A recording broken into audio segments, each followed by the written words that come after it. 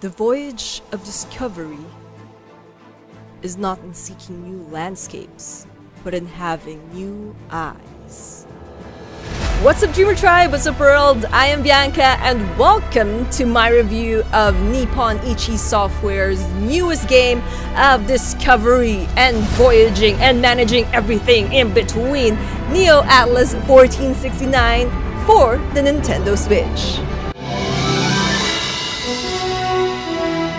Alright, first off, I would like to say that I initially planned to release this review at a much earlier time, but with how vast the game is and how difficult it is to complete in the time that I allotted to it, I had to push the release of this review back just to make sure or to ensure that I will be able to do justice in reviewing what this game is and what it has to offer.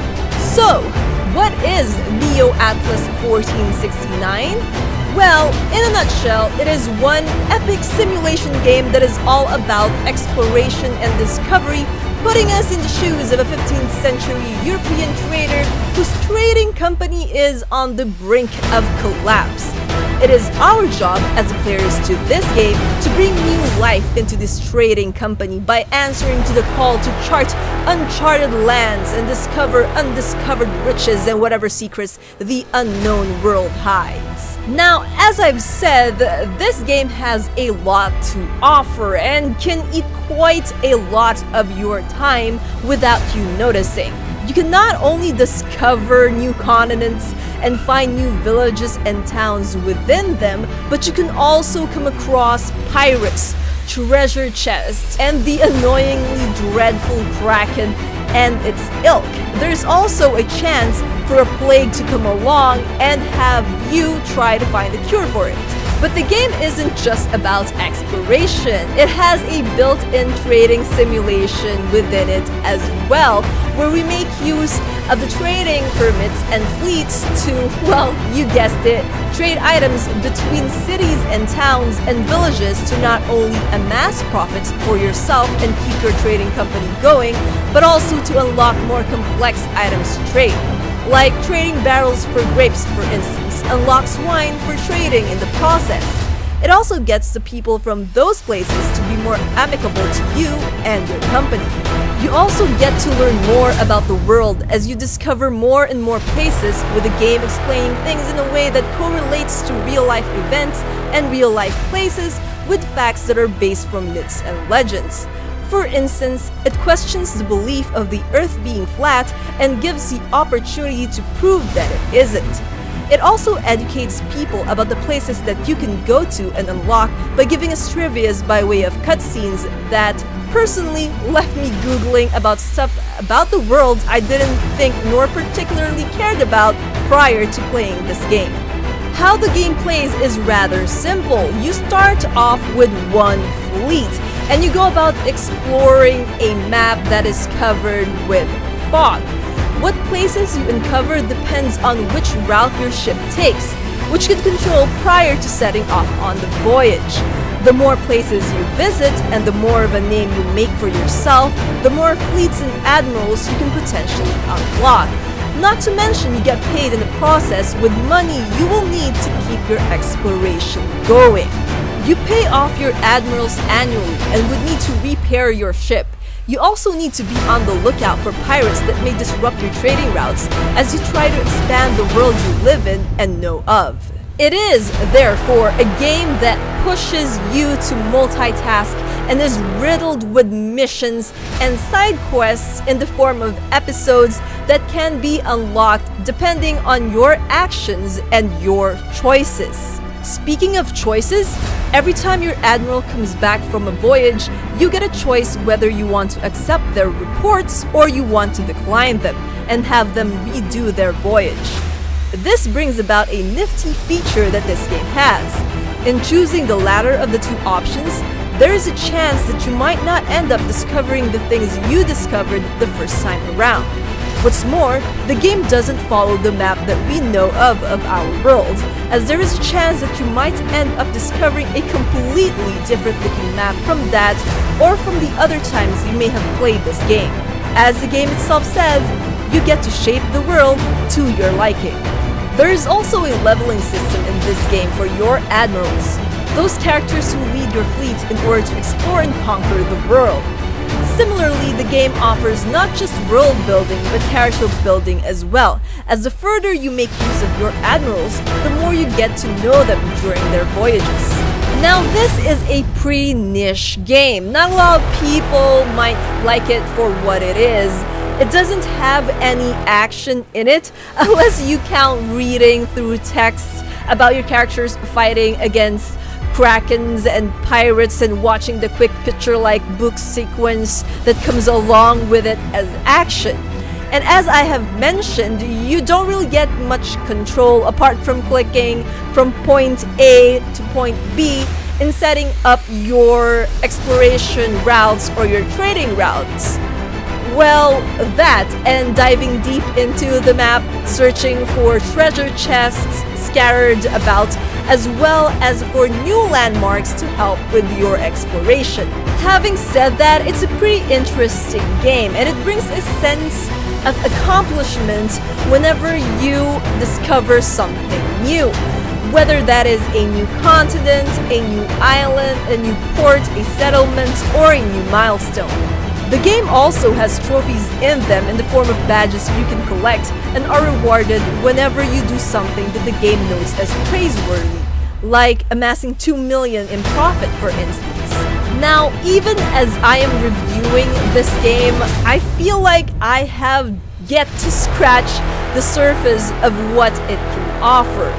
42 hours in and I have only explored a measly 10% of the entire map. I haven't even unlocked all the ships and admirals yet, so there's that for the length of gameplay. I haven't even reached the end game as of the moment. With how many different variations of the world map you can end up making for yourself and events you could alter the outcome of, the replayability factor is also there for Neo Atlas 1469. It also makes use of the Switch's touchscreen, which is cool if you want to play it like a tablet. The music of this game is something you can control as well, as you unlock more music to listen to as you discover more and more continents.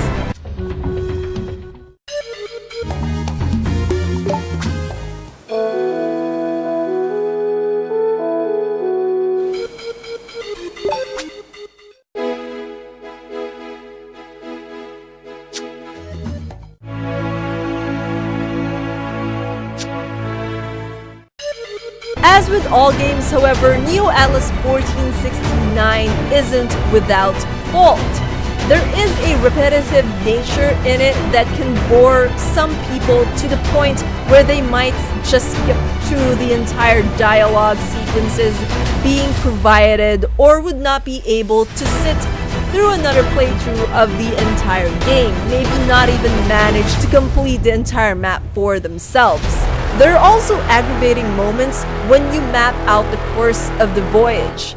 Although you can simply click on the area you want your admiral to go to, doing so can preemptively cut your voyage short, as even when you've discovered a landmass, your ships will still automatically make a route that ends with the ship rediscovering the island or the continent instead of going around those things.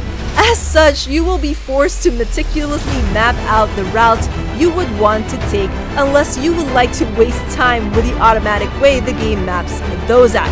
Running into enemies such as pirates and krakens can cause the voyage to end quickly as well. There is no option for an admiral to engage upon meeting these enemies. Rather, they, your characters, come running back to the port with their tails between their legs, even when they are quite capable of destroying the foes that stand in their way. There is also no way to check all the trade items you have unlocked, or a quick way to list all of the settlements you have discovered. You would have to scan the map for them again, oftentimes having to zoom in the map and searching for them. There's also no list or anything of the sort to quickly see what trade items you can exchange with each other in order to produce new items, at least not something you can use quickly, and Miguel's hints often leave something to be desired. In a way, this isn't a hand-holdy game. Everything about this game is for you to discover right down to the seemingly simplest of things. It is, however, a game that you can pick up and enjoy and pass time with, as it offers no real deadlines as you play the game. At least, I don't feel as though it has one despite what the game tells us. The only thing you have to worry about as a player and be wary of is the amount of money you have in your person. As far as I can tell, the only way to get a game over in this game is if you run out of money, or the trading company runs out of money and you're unable to pay off your admirals. At least that is from my understanding, since I have yet to actually get a game over from playing this game, since finding money or obtaining profits in order to keep your trading company going and in order to keep your exploration going, it's not really that difficult. Also, from time to time, depending on how well your exploration has progressed, the king will give you money as well, so there's really no danger of losing much money or getting game over from that, or at least it's difficult to get a game over just from losing money unless you really go out of your way to splurge every single dime that the game has offered you. Having said that, I find that this is so far the toughest game to rate in an objective manner, since, as I've said, regardless of the game rating I may give, this is a pretty niche game. Not everyone will find it as interesting as I do, or as engaging and fun and even educational as I found it to be. Though that may be the case, I try to be honest with my reviews as possible. Is the game fun? Yes, it is. Is it frustrating at times? Yes, it is. Is it engaging? Definitely. Is it informative, and does it bring out the curiosity and eagerness to learn about the world? It most definitely does. Personally, as I enjoy learning new things and games that allows me to explore undiscovered regions, I am loving this game. It is a perfect game to pass time with. The myths and the legends you end up stumbling upon disclose in such a manner that it is informative, but also allows you to research them for yourself is enough to keep me playing. That and finding what kind of world map I will end up uncovering has me putting in time and effort and not finding myself burnt out in the process. I also love reading about Admiral Maria Almeida, who is the only female admiral in the entire game, and is pretty much the most interesting of the lot because of her history and background and what she has to go through as a lady admiral. Well, her and Luis Baldi, who is an ex-pirate turned a bunch of other things. Overall, I find this game to be a wonderful, engaging, tactical, and thought-provoking experience. I knew early on that I was going to be intrigued by this game, but I didn't quite understood just how much until I finally played it. To be fair, as I have mentioned, Neo Atlas 1469 aggravated me so much as well, with how doggedly the enemies came after my fleets, and to the point where they made an effective barricade against the otherwise productive voyage. It was actually enough to get me to rage quit at one particular moment. So, would I recommend this game? Well, to be honest, I would, at least to those who find love in cartography and voyages into the unknown, who would like to witness and relive history in their own making as alternate university as the game plays it out to be. As I've been saying, this is a rather niche game, or niche title, and it might not be for everyone, but it sure as heck deserves a good try. With that said, I am giving this game, Neo Atlas 1469, an 80% VM Studio seal of approval.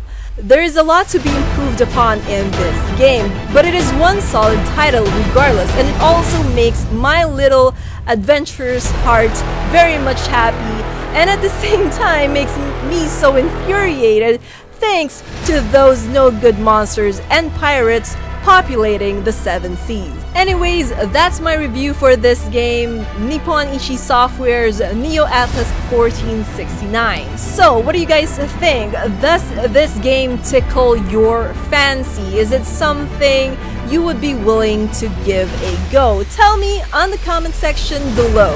Also, just a heads up, with how deep this game is, or this game could be, you can be sure that I will be releasing another video regarding Neo Atlas 1469 sometime soon.